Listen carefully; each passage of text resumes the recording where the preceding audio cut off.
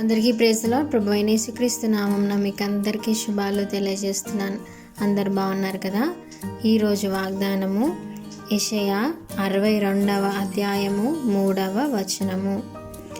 నీవు యెహోవా చేతిలో భూషణ కిరీటముగాను నీ దేవుని చేతిలో రాజకీయ మకుటముగాను ఉందువు. ఆమెన్. ఎంత మంచి ధన్యత దేవుడు మనకిచ్చాడు కదా. ఆయన చేతిలో అంట మనం భూషణ కిరీటంగా ఉంటామంట. అలాగే ఆయన చేతిలో మనం ఒక రాజకీయ మకుటంలాగా మనం ఉంటామంట. కాబట్టి మనం ఎప్పుడు మన స్థితిని చూసి మనం డిగ్రేట్ అవ్వకుండా, మనం డిప్రెషన్స్లోకి వెళ్ళకుండా, మనము విడిచిపెట్టిన వారిగా కాకుండా మనం ఒక దేవుని బిడ్డలం, మనం ఒక రాజు బిడ్డలం అని చెప్పి మనం ఎప్పుడు కూడా అనుకోవాలంట. అప్పుడే మనం యేసయ్య బిడ్డలం అవుతాం కదా.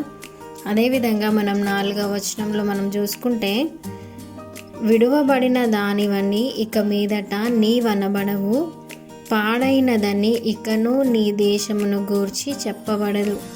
హెప్సిబా అని నీకును, బ్యూలా అని నీ భూమికి నీ పేర్లు పెట్టబడును. యెహోవా నిన్ను గూర్చి ఆనందించుచున్నాడు, నీ దేశము వివాహితమగును. ఆమెన్. దేవుడు నీతోనే మాట్లాడుతున్నాడు. నువ్వు వింటున్నావు కాబట్టి ప్రామిస్, నీతోనే మాట్లాడుతున్నాడు. ఏంటంటే నీవు విడవబడిన దానివని నువ్వు ఇక మీదట పిలువబడవంట. అలాగే నీకు పేర్లు పెడుతున్నాడు దేవుడు. ఏంటి అంటే హెప్సిబా అని నీకు పేర్లు పెడుతున్నాడు. అలాగే భూమికి ఏం పెడుతున్నాడు? బ్యూలా అని పేరు పెడుతున్నాడు. మనం ఫుట్ నోట్లో చూసుకుంటే హెప్సిబా అంటే ఇష్టురాలంట, బ్యూలా అంటే పతివ్రత అంట. కాబట్టి అంతగా ప్రేమిస్తున్నాడు కదా మన యేసయ్య మనల్ని. యెహోవా నిన్ను గూర్చి ఆనందించుచున్నాడంట. అంటే నువ్వు ఆయనకి ఇష్టానుసారంగా జీవిస్తే యెహోవా నీ పట్ల ఆనందం వ్యక్తపరుస్తున్నాడంట. నువ్వంటే చాలా ఇష్టం అంట యేసయ్యకి.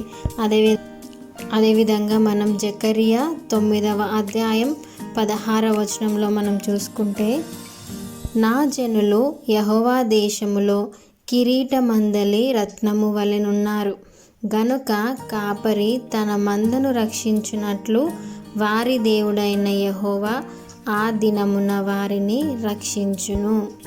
ఏ దినమున రక్షిస్తాడంట? దేవుడు రాకడ సమయంలో యేసయ్య రక్షిస్తాడంట. అలాగే మన ప్రతి పరిస్థితిలో కూడా దేవుడు రక్షిస్తాడంట. ఆయన మనకి ఒక మంచి కాపరిగా ఉన్నాడు. అలాగే మనము ఆయనకి ఒక రత్నాల వల్లే మనం కనిపిస్తున్నామంట కదా.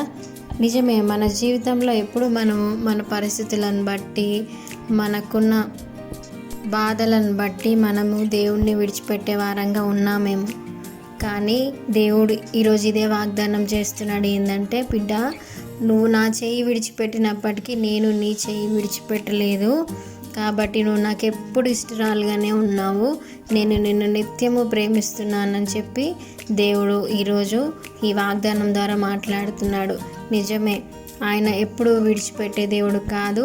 ఆయన చెయ్యి ఎప్పుడు మనం పట్టుకొని ఆయన మనల్ని ఏ విధంగా ప్రేమిస్తున్నాడో మనం కూడా ఆయనని ఆ విధంగా ప్రేమించడానికి సిద్ధమవుదాం.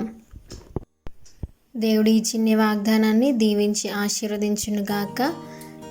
ఆమెన్. ఎవరికైనా ప్రేయర్ రిక్వెస్ట్ ఉంటే దయచేసి కామెంట్స్లో మెన్షన్ చేయండి. Thank you. God bless you.